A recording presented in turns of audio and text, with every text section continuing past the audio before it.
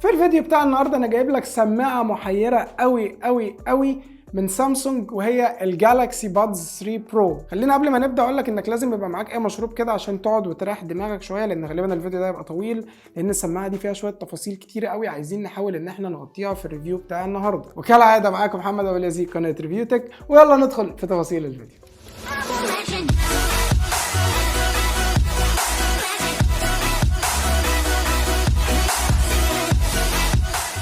طيب تعالوا نبدأ كلامنا بقى في الفيديو عن الجالاكسي بادز 3 برو، ونبص نظرة أولية كده على البوكس اللي جاي بلون أسود وعليه الشكل بتاع السماعتين. من ورا برضو مفيش حاجة مهمة مكتوبة فيه، بس السيل بتاع السماعة. خلينا نفتح السيل من فوق وبرضو نفتح السيل من تحت. أول حاجة مش السماعة نفسها اللي بتقابلنا، ولكن بيقابلنا البوكس الصغير ده اللي عادة بيبقى فيه الاير تيبس الزيادة، وبيبقى فيه وصلة الشاحن، واللي هي هنا جاية بطول ممتاز جدا بصراحة. وأول حاجة هنا الاير تيبس، معاك المقاس اللي راكب على السماعة هو المقاس الميديوم، ومعاك مقاس سمول ولارج. طيب ده سلك الشاحن، واللي جاي هنا طويل قوي بصراحة، اوفر يعني.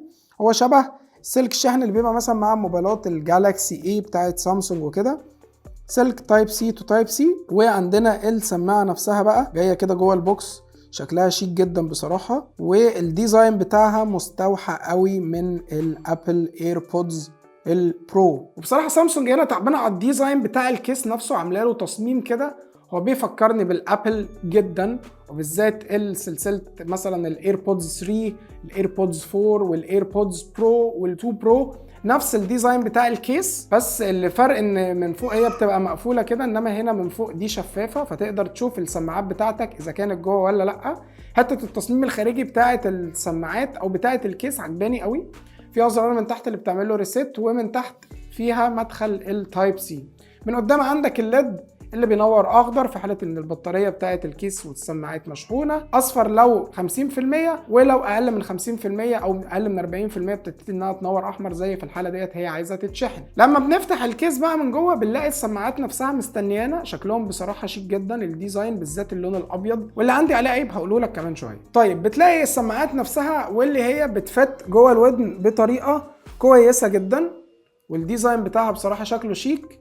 بس انا مش عاجبني الخط اللي بالطول ده، يعني كنت اتمنى ان السماعه ما يبقاش ليها السن اللي هنا ده، كنت اتمنى ان السماعه تبقى لفه شويه زي الديزاين بتاع الايربودز بتاعت ابل. ولكن هنا الديزاين شكله مجملا لطيف. موضوع البنش انت بتدوس عليها، هي من هنا كده فيها من هنا زي هابتك فيدباك كده بسيط، بتدوس عليها علشان تبتدي تتحكم فيها، مثلا ضغطه واحده تعمل بلاي وبوز، ضغطتين نيكست تراك، 3 ضغطات بريفيوس تراك، وهكذا، وضغطه طويله تحول بين اوضاع المختلفه زي مثلا النويز كانسليشن والاويرنس مود. بالنسبه للشكل بتاعها في الودن ده منظرها، وهي بصراحه ثابته جدا في الودن. طبعا بتيجي باي بي ريتنج 5.7 تقريبا، مقاومه للغبار والماء، لو جه عليها شويه ميه مطره او كده مش هتقابل فيها اي مشكله. اللي بيميز السماعه دي بصراحه غير كواليتي الصوت الرهيبه، واللي هي هنا فيها شويه ديتيلز جميله قوي.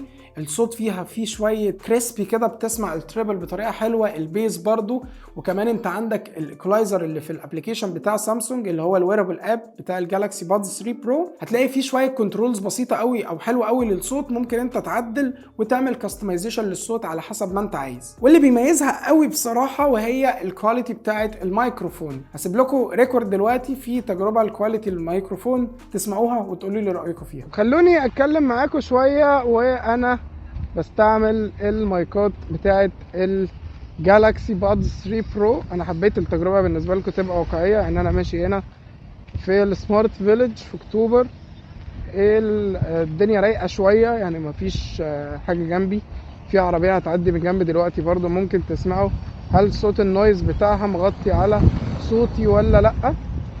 الدنيا فيها هوا شويه بصراحه الفتره دي، بس الهوا يعني هادي شويتين تلاتة بصراحة. هي بتقدم كواليتي صوت في المايكات كويس يعني، وانا بعمل مكالمات مع الناس ما بلاحظش ان حد بيشتكي من الصوت خالص، مفيش حد بيقول لي صوتك واطي مثلا او الصوت فيه مشكلة بالنسبة له.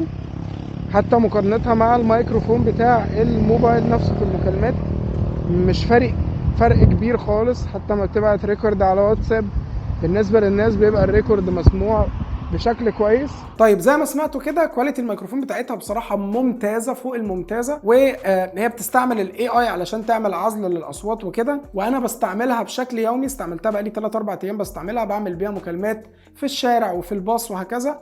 مفيش اي حد وهو بيكلمني اشتكى من الصوت او حس ان كواليتي الصوت بتاعتها كواليتي صوت سماعه. يعني كان معايا الجالاكسي بادز برو لما كنت بستعمل المكالمات فيها او كنت بستعملها في المكالمات، كان اللي دايما الشخص اللي بيكلمني يقعد يقول لي ايه انا مش سامعك، علي صوتك شويه، الصوت مش واضح وهكذا.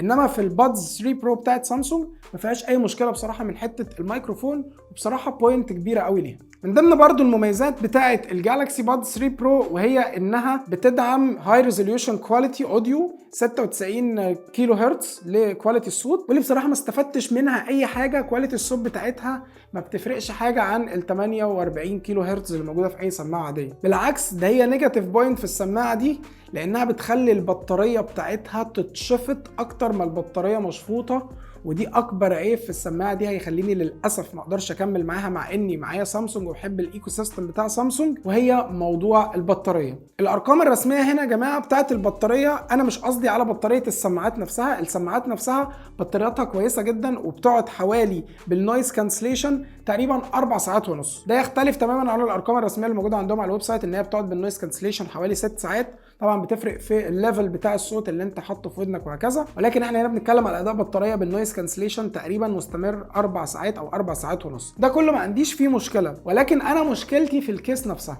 يعني عندك مثال السماعه دي انا شحنتها شحنه كامله يوم الاحد اللي فات دوت، ما استعملتهاش يوم الاحد خالص لان كنت جوه البيت، استعملتها يوم الاثنين والثلاث والنهارده الاربع.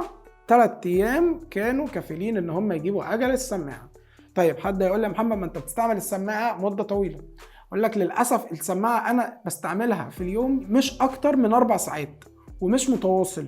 يعني مثلا وانا رايح الشغل بستعملها ساعه، ساعه وربع، وانا في الشغل كده ممكن استعملها اعمل بيها كام مكالمه، وانا راجع من الشغل برضه استعملها ساعه ونص مثلا. خلاص انا كده خلصت يومي.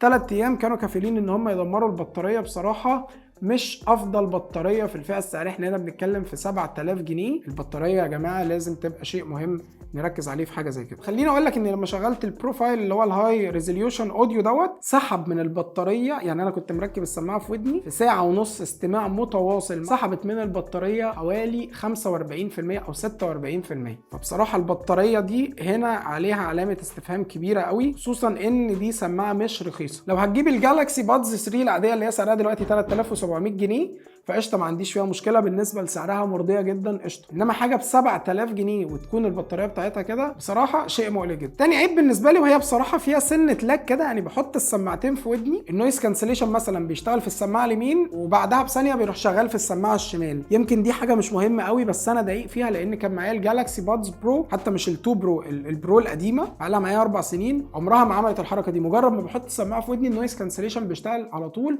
ما بقابلش معاه اي مشكله. ومن ضمن الحاجات اللي مضايقاني فيها بصراحه هو موضوع انها بتتوسخ بصراحه. يعني السماعات من جوه ما شاء الله 3 ايام استعمال جابوا اجلها، التراب ماليها من كل حته. حتى انا جايب لها كفر شفاف كده مركبه من ورا، خلاص انت مجرد ما سبت الكفر ده متعلق في البنطلون يوم ولا حاجه هتلاقيه اتبهدل.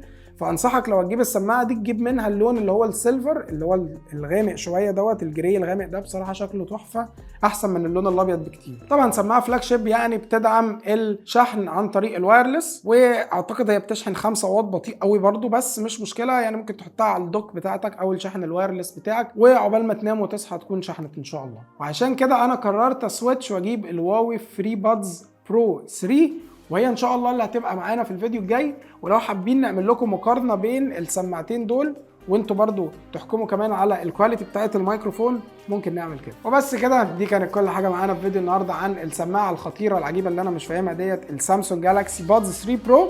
اللينك بتاعها بتاع الشراء بتاعها هتلاقوه في الديسكربشن. ويا ريت لو الفيديو عجبكم ما تنسوش تعملوا لايك للفيديو وسبسكرايب في القناه وتفعلوا الجرس عشان اي فيديو جديد اول ما ينزل يوصل لكم على طول. ونتقابل في الفيديوهات الجايه، والى لقاء اخر ان شاء الله. سلام.